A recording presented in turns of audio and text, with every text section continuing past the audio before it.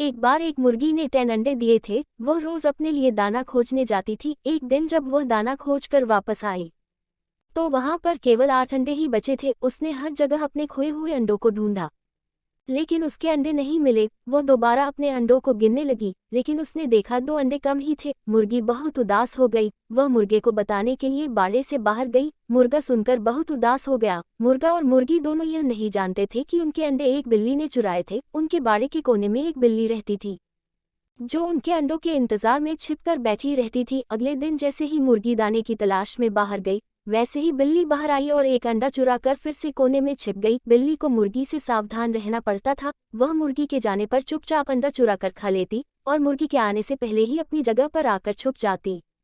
मुर्गी ने वापस आकर देखा तो फिर से अंडे गिनती में कम निकले। अब मुर्गी को चिंता होने लगी कि उसके अंडे आखिर जा कहाँ रहे हैं। उसने मुर्गे से पूछा कि हमारे अंडे कहाँ गायब हो रहे हैं। मुर्गा बहुत आलसी था। उसने मुर्गी की बात पर कोई ध्यान नहीं दिया और बहाना बनाकर वसेहा चला गया। मुर्गी ने खोजबीन करना शुरू किया कि उसके अंडे कौन चुराता है।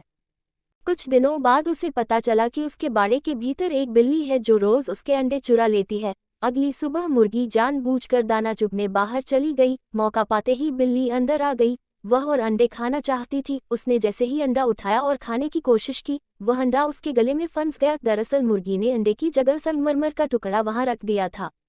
बिल्ली ने संगमरमर के टुकड़े को अंडा समझकर निगल लिया था। बिल्ली का गला दुखने लगा। उसने फौरन वह टुकड़ा अपने मुंह से बाहर थूक दिया। बिल्ली घबरा गई और वह अपनी जान बचाकर वहां से भाग गई और फिर कभी वापस नहीं आई। अब मुर्गी और उसके बचे हुए अंडे सुरक्षित थे। मुर्गी ने अपनी सूझबूझ से अपने अंडों को बचा लिया था।